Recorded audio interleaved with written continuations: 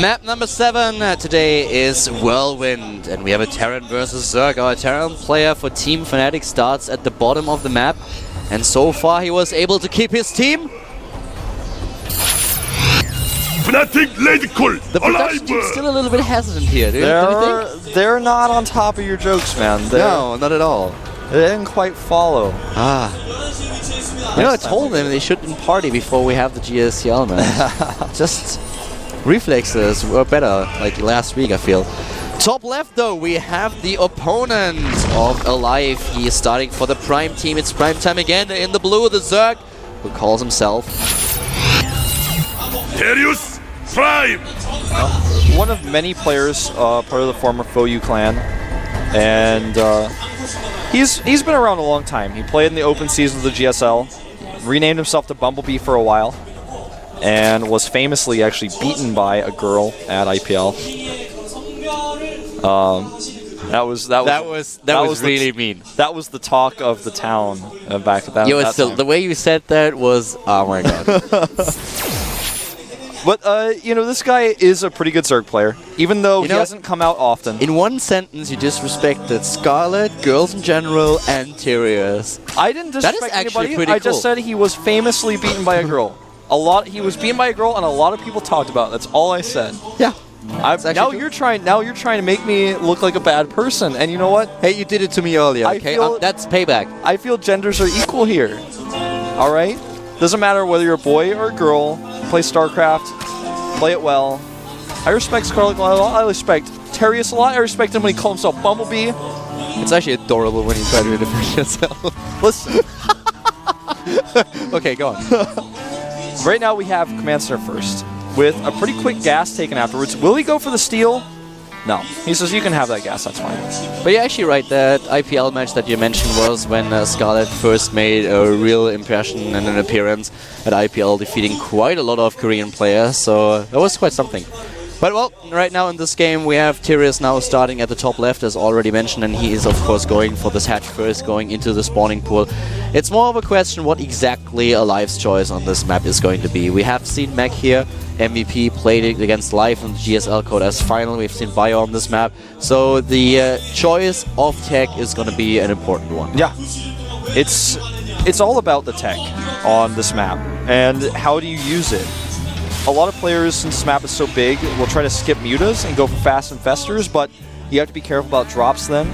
This map, I think, is, if it were a little bit smaller, I would really, really like it.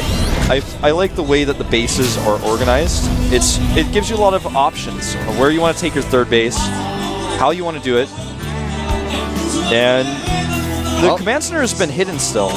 Yeah, it's a command center and goes straight into the reactor factory Hellions. Whereas on the other hand, of course, for the Zerg, we currently don't have too much happening, going for additional queens. Which indicates that he takes his gas a little bit later. Exactly. He knows about the CC, but because it's on the high ground, he can't do anything about it. It's now being moved down, so he lost a little bit of mining, but not too much. Now, I'm wondering if we're going to see the mech play from Alive. Alive is not really known for mech. He just did it last game against Maru, but against Zerg, I feel like he's just going to play a very straight-up bio style. He's heading into Banshees now. Yes. Going for the starport and the tech lab. This is very spring 2012 what he's doing. He's going to go into probably Cloak, try to damage his opponent's hatchery, maybe kill a queen or so. After the queen patch and after people started making more queens, the strategy kind of fell out of style. Talking about queens, we have now a 5th queen being built and heading into a double gas. So yeah, going for a lot of queens here. And still, going for additional drones as well, so we don't... He's actually not going to make Cloak Banshees, it looks like, either, because he took that second gas so late, he doesn't have enough gas to make Cloak. He can only make regular Banshees. Well, if he waits, he's waiting for it. He's going to go for it.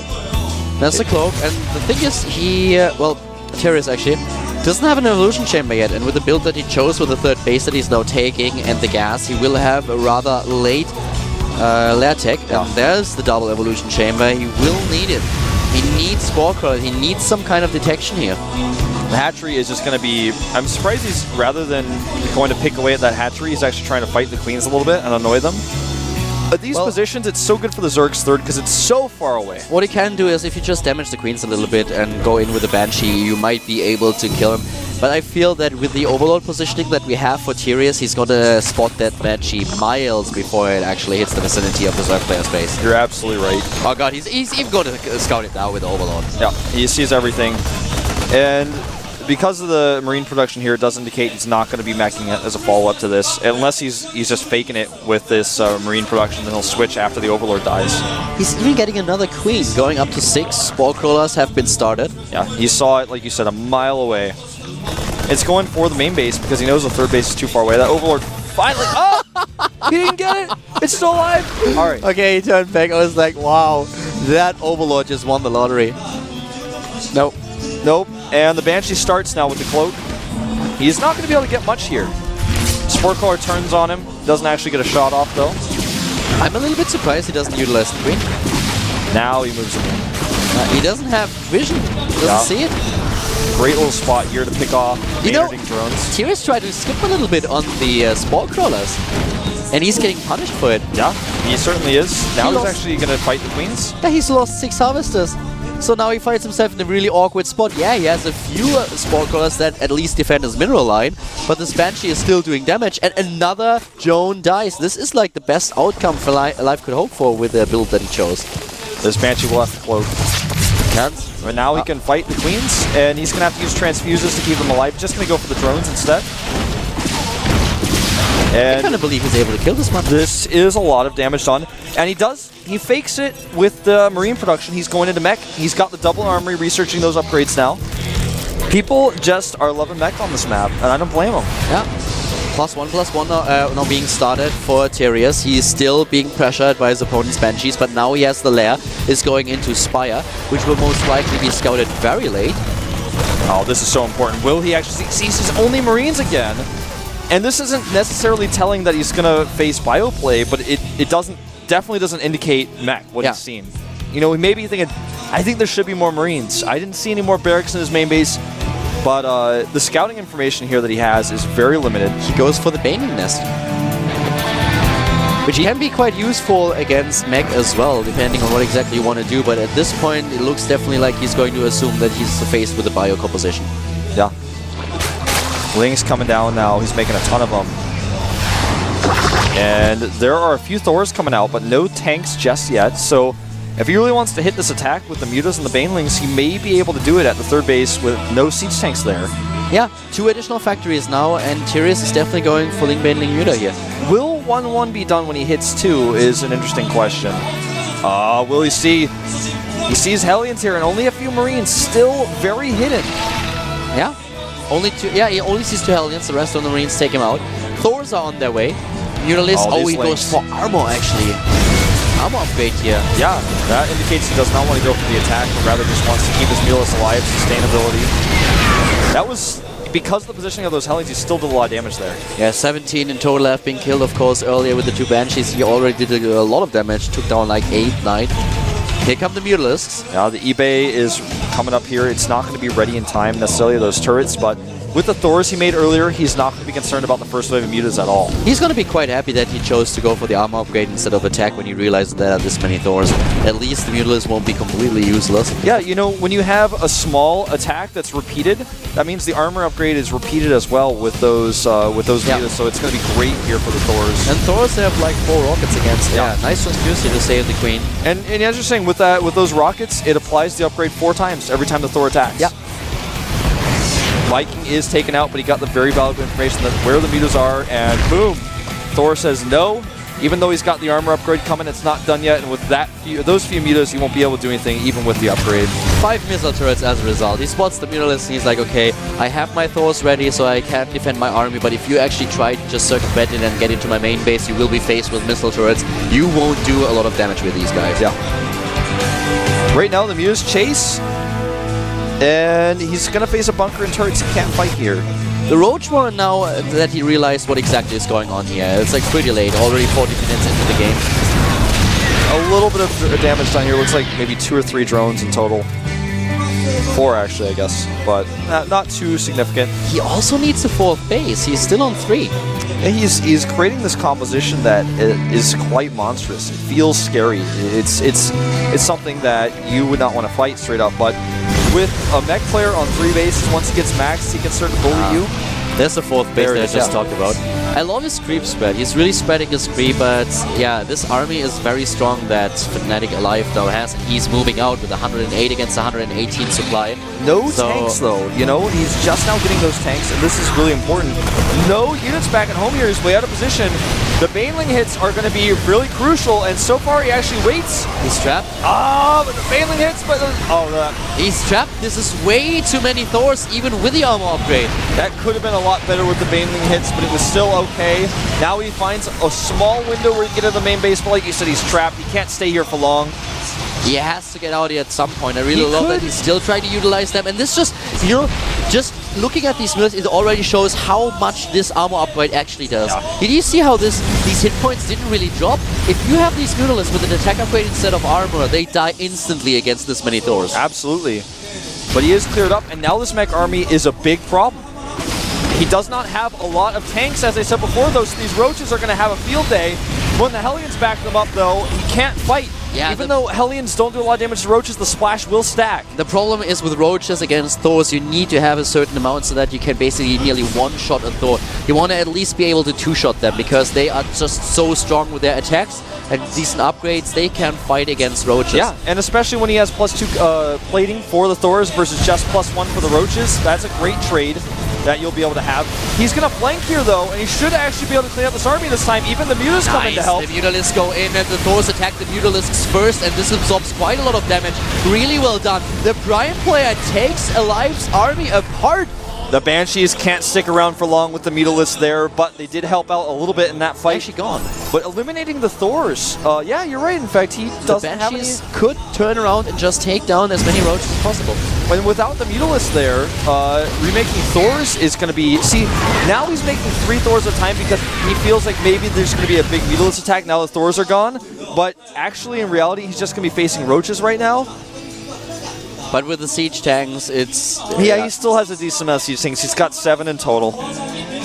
And Thors are actually not bad against Roaches, not at all. Yeah, like you said, it's about the ratio. Yeah, exactly. It's really about the ratio, and you can, with siege tanks and Thors, you can take down a Roach army.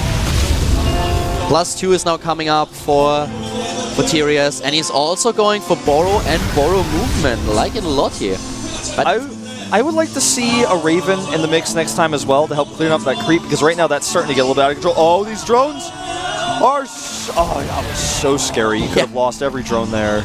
But I really like the position that Tyrius finds himself in now. He has the Hive take done. He can start with the Greater Spire now.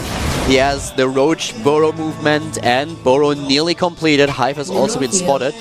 And he has the 4th base. But Alive is also trying to establish another base. And this is going to be... He still has a bank floating. So if he's able to expand over and over again, maybe with Planetary Fortresses, it would be awesome for him. He still has a scary army, and especially the number of benches is getting a little bit out of that. Yeah, it certainly is.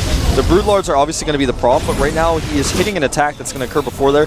He needs to get the infrastructure. There it is, adding those starports, because he needs the infrastructure to deal with those Broodlords if this attack doesn't do enough damage. Oh, this is going to be a deadly amount of Hellions.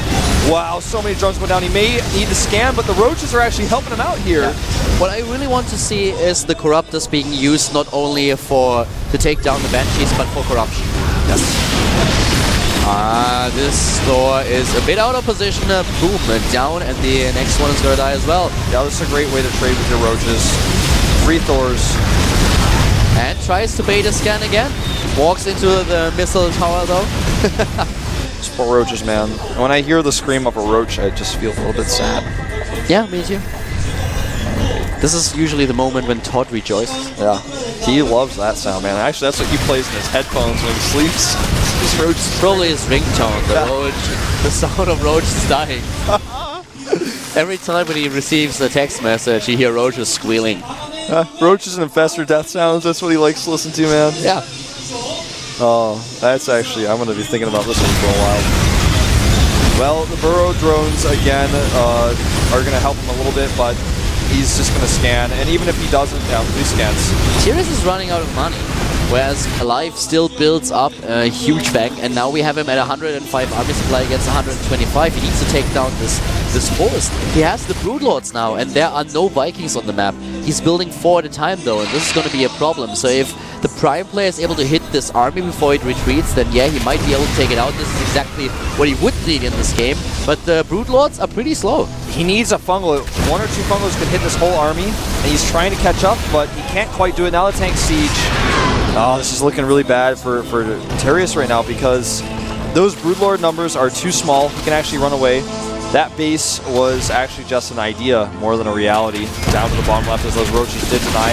He did not have defense set up, but here we go. Fungal goes down, doesn't hit a lot. There's no corruptors here. He at least hits a few, and now the Broodlords have a good time, whereas the Vikings are still on the move. Yeah, the Vikings need to get in here. He's got 4 of them, but they're nowhere near where they need to be. Yeah, Alive has to be really careful that he doesn't lose his army. Those Vikings are in the wrong spot. Those Vikings are where those Broodlords were about a minute and a half ago. Now he's sending them across. 4th base for Tyrus is nearly done. This is such a close game. I like the situation that occurs, but 3-3 is done for the mech army now. And that's when things get really scary. A 3-3 upgraded mech army is so strong, it is, I'd say, like nearly unbeatable. Yeah. That's why this composition is so good. This is why players like to go this strategy so much on this map. He wants to go and assassinate investors, but great fungal here. The way he fungal made it impossible. You know, the problem isn't only that the army of the Terran players on 3-3, the bigger problem is that the Zerg units are not. Exactly. The Roaches right now, in fact, are on only 2-2 with no 3-3 even started. This is something that he cannot afford. He cannot afford these upgrades yet. But he's made the choice to get a few more infestors rather than the upgrades, and I think the upgrades might have been the better choice in the long run. Look at how Alive clumps his units. He does not want to have that be the case when he fights against those infestors. If 1 fungal hits all of his Vikings, that can actually just be all you need as a Zerg player to win the game. The 5th base is being established for Prime player, for Tyrus. But Alive is on 4 bases, and he has the economy that he's quite happy with. He's already maxed out. He's once again building up the bank so that he can rebuild his units.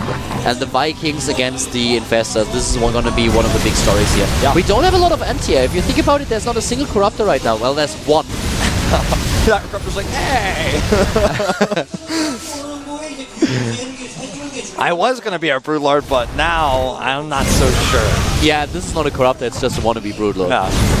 Well, this little Hellion Force, it continues to be annoying.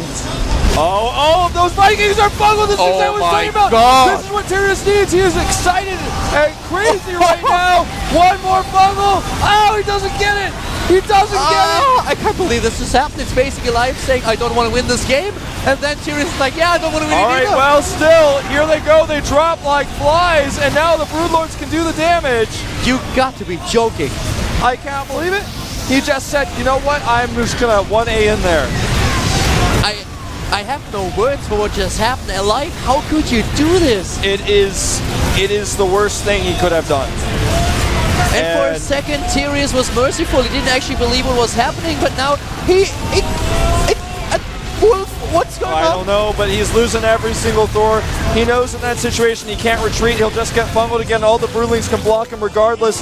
And at this point, with no base down here to the bottom, Alive is looking like he is in trouble. That base was killed by the run-by that we saw for Tyrus. He sent a few roaches to the bottom. I feel this must have been what Alive was doing when this huge fungal happened. I cannot believe that he would not split his units if he would have realized what was going on. He must have been trying to defend his base at the bottom. Another Hellion. He actually didn't lose the command center, he lifted it. That must have been what he was doing. This was like the worst position for a Terran player ever. He clubbed up 20 Vikings in one spot with the Banshees that he had left.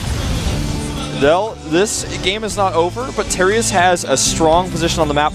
He's not mining from that base at the top right, though, and that's a big problem. He needs more money. He's got the army, but he doesn't have the economy. So now he needs to take this opportunity. Now he has map control to take out more, or to put down more hatcheries, or at least to set up some spine crawlers at the ones he already has. But the big bank is gone. He doesn't have the bank that he had earlier. He lost everything trying to rebuild this army, and he's really struggling right now. He was in such an awesome spot against Tyrus, but now it's just the opposite. We suddenly have Tyrus being the one who is ahead in supply, who has the bases, and who can now put on aggression. 3 roaches are going to go down to that base again. This time, though, they will easily be cleaned up. And I feel like even though Alive lost that whole army and he lost his bank as well, with the base he has to the bottom right, the Zerg is missing one. He's doing that Roach attack now. He's picking off some of those SCVs, but I don't know if this is going to be enough. He needs another mining base. He needs to defend that hatchery to the top right that the Hellions keep killing the drones of. He's losing more and more harvesters. He's not here. reacting. No. He sends only 2 Thors here, but they took so long. He actually lost, I think he lost at least 12 harvesters here. He's going to lose another mule, and the Thors are sent even wrong. He's going to lose even more harvesters here. Alive is telling the Thors, okay, you run over to the expansion, and the Thors are looking at him and they're like, are you joking? Running? Well, Really? he told him, he's like, well, first walk over and look over the cliff for a few seconds and then deal with the roaches. How many harvesters did he lost? He lost 44 in the entire game total. And the worker count now is 41 drones to 28 SCVs. Obviously, there are a lot of mules in the picture, but the roaches were not killed. He just burrowed them, and now they're back. Alive is falling a little bit apart. Absolutely. He had an army that was so powerful. It was a beautiful army, perfect upgrades, a nice composition. It was like the perfect ratio. And this time, the Hellions can't get in. This time, the Roaches said no. Those Roaches are still alive back there, by the way, forcing more mules off the line. And even that turret that Alive was making was stopped. And making a turret in a situation like this, that's 100 minerals. When you don't have a lot of minerals to spend, I could get one more SCV. Hey, I'm completely honest with you, Wolf. When Alive saw this first fungal, he had a nervous breakdown. I think that may be the case, because right now he's still producing units, but it's like he's a deer in the headlights. He doesn't know what to do. He's making more units, but he needs to get himself together, needs to have that same fight again, but this time spread the Vikings. Now his opponent may have Neural when the fight occurs. I feel if another fungal like this happens, Alive will start twitching as the Zero always does. Yeah. This is a problem for his economy. He's got to win this fight. This time, got to make sure the Vikings are spread. Neural is not ready. A good fungal on the ramp. He's actually denying the Hellions entry. It was a decent fungal nonetheless, but this time the Vikings are finally split, and the fight looks a lot different from what we've seen earlier. Finally, we have all those Thors firing away at the Corruptors, and the Vikings are doing a great job, but still, the Zerg player is ahead in overall supply, and another fungal hits home. The Broodlord still being alive. He needs to burrow those infestors. I feel he's letting them tank a little bit of damage. He just doesn't quite take out the Vikings yet. Now the Broodlords are still here, but there's where are the queens? He needs to transfuse. Yeah, he doesn't have any queens nearby. That's not he doesn't have queens. Doesn't have any queens. The queens are all dead. The Broodlords are still there. What a bundle on those Blue Flame Hellions, but he needs more than only one. He's out of energy though. He's making more roaches. Dropping in supply. This is crazy close. And the Hellions persist. He's going to actually kill the drones here, and Alive may have done it. The last infestors fall. He might have been able to pull this off after all. Yeah, you're right. The supply is dead even, and the Prime player is now behind in army supply. But Alive isn't mining anymore. He's not mining. He's not mining at all, and the base at the top right is the only base left. Boritarius needs to keep that alive. It's his lifeline right now. He doesn't have the money to make an army.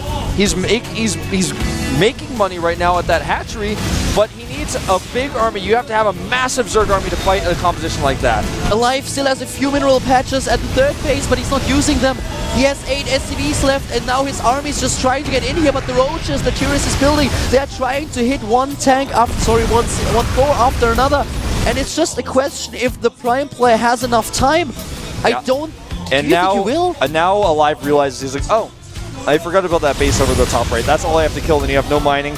The production is so awkward for him as well right now, because every roach that he makes that pops out next to the army like this just dies. Oh wow, a nice fungal. He takes down the Hellions. Alive is down to 42 supply. Tyrus is basically doubling his supply. The Broodlings are even important here, doing a little bit of damage to these Thors with a +3 plate, and they can only do 1 damage. These Hellions, he's got to react. He needs these drones. And you know what's currently winning the game for Tyrus? He borrowed a roach to the left side of the map.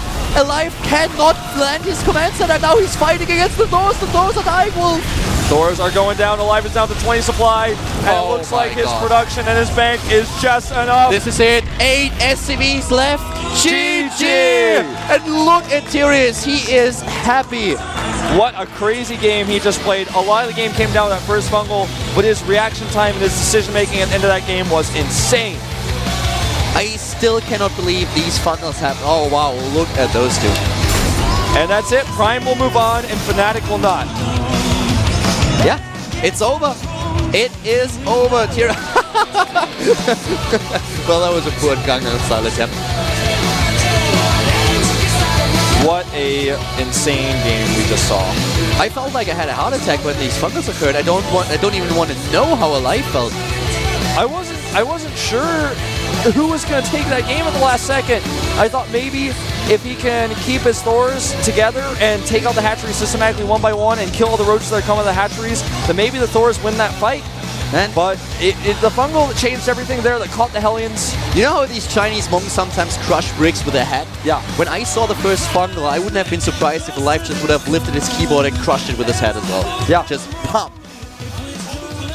That was a game He lost that 17 Vikings with this. 17 disappeared in clustered up, seconds. and not only the Vikings, he had everything in there. Wow. Well, we are going to have an interview, of course, with the MVP of the team and the coach. And Fnatic is out. Yeah. Not the most impressive run this season by far. A lot of players, unfortunately, today not able to make it. Like Oz, for example, is an MLG. Yeah. They really needed Oz here. He was able to get into the OSL semifinals, but today he is not in the studio. He's at MLG right now, and therefore he can't help his team out. Alive could have pulled off this last win, but Tyrius, he saw this chance and he took it. He had 7 Infestors. That's all the anti-air that he got. He didn't have... how many Corruptors? 1, 2? Yeah, 1 or 2. Yeah, 1 or 2 Corruptors in the fight, and then all the Infestors that he had, they fungled the hell out of these Vikings. And even though he missed the last fungal, he was able to catch them eventually. Yeah. Imagine if he had gotten that one. That game would have been that fight would have been even more one-sided. Imagine he wouldn't have had this chance to fungal all these Vikings. The game would have ended. Yeah. Alive would just You have had walked too over many him. units. He had too many upgrades. Those 3/3 mech units were just so hard to kill. Wow. That was a... I think Fnatic needs to hire a shrink now. Alive will have nightmares. Probably. For weeks. For weeks, yeah. What a finish there. Yeah. Alive actually making a good stand. But let's take a look at our results so you guys can be refreshed on how it was that we got here in the first place. We started things off today with the Byan. He defeated 3 players. Jay, Moon, and Rain all fell to the Terran. Then Byal stepped it up and was avoiding the all-kill. But Maru, he put an end to the Zerg player's reign. And then the last player, Alive, achieving 1 win. But then Tyrius. That's the last game. Yep, Tyrius locked it down. I was a little bit surprised by the pick, but, you know, he impressed me with his decision-making in that game. Obviously, the fungal that he got was more Alive's mistake than his success, especially since he didn't quite catch all those Vikings, but his decision-making in the late game, his bases, his defense, and the hold there, and all the harassment they put on really taxed Alive. Let's be fair here, it's not only about the fungal. These roach run-bys that he had at the 4th base of Alive, that's definitely one of the things that won him the game here. He always sent a few roaches over to take down the harvesters, and this really crippled Alive's economy. So it wasn't only about the fungal, it was basically one of the biggest things, but still. He's actually, wow, I expected to be beyond the MVP, taking down 3 players. Tyrius with that win, though, is granted the MVP. Clutch win there. Yep. Let's see what he has to say about it. He thought that Byan was the MVP today, but he was able to finish out the match. He's very happy to get the MVP. And well, let's be honest, usually the last player that wins is the MVP. Yeah. If you don't have 1 player taking down 4 players. Exactly. 저희 팀 테란 선수가 워낙 프로토스에 강하기 때문에 충분히 이길 것 같아요. They are playing FXO next, and FSO has a very strong Protoss lineup, but Prine's Terrans are really strong against Protoss, so they think that they have a really good chance for the final 해외 match. 시청자분들과 예능 같은 걸 했는데 오늘 이기면 말춤을 춘다 했는데 너무 이상하게 쳐서 모르겠어요. 이상하게 치셨어요? 좋았는데 한 번 더 쳐주세요. He told his foreign fans that 좋아요. 아주 귀여운 선수인데요. He wanted to do the Gangnam style horse dance, but MVP잖아요. 한번 해주세요. 길게. and that's why he was dancing after the match. that was really 그래서 dancing. 게임을 접을까 That 말까 was 되게 고민을 not 많이 right, but- 했었는데 네. 정훈이 형이 계속 잘할 수 있다고 숙소에 부천으로 올라오면 네. 충분히 자신만 있으면 나가서 이길 수 있다고 했던 말이 너무 도움이 됐던 것 같아요. 약간 지금 우실 것 같아요. 제가 옆에서 보고 있는데 떨고 계시거든요. 아무튼 Marine King apparently cheered him up the last few days, and he wasn't really as successful as he wanted to, but Marine King really gave him a lot of confidence for today's match, and that helped him. And now here is Gerard, the Prime coach. His thoughts on the match. Remember, this guy has led them to victory in the past. He's been able to make the right choices. He got them all the way to the finals in Vegas in Season 1. When Bjorn won 3 matches, he thought it was actually going to be an easy win today. But Alive was able to take 2 wins, and it turned out to be a little bit harder than he predicted. It's actually not even true. Alive only won once. 변호우 선수도 오늘 정말 선봉으로 나와가지고 정말 잘해줬고요. 네. 그리고 뭐 1킬 못했지만 2킬도 충분히 3킬도 충분히 잘한 거고. 네. 그리고 이제 저희 송병학 선수가 Bjorn wasn't able to all kill today, but 3 kills was enough. He thinks Bjorn was able to regain some of his confidence during today's matches. 더 잘할 수 있을 것 같아서 어떻게 보면은 더 잘 된. And he's also happy about Terius's win to gain confidence, and he thinks that both of these things, of course, will help them in their match against Epic Open. 장윤호 선수가 안 나왔단 말이에요. 왜 안 나왔는지도 궁금해하실 것 같은데 왜 안 나오게 된 건가요? 왜 안 나온 건 아니고요. 네. 다음 카드로 2 카드가 이제 출격 예정이었고요. 근데 이제 좀 한유 선수가 또 잘하다 보니까 또 남은 맵도 그렇고.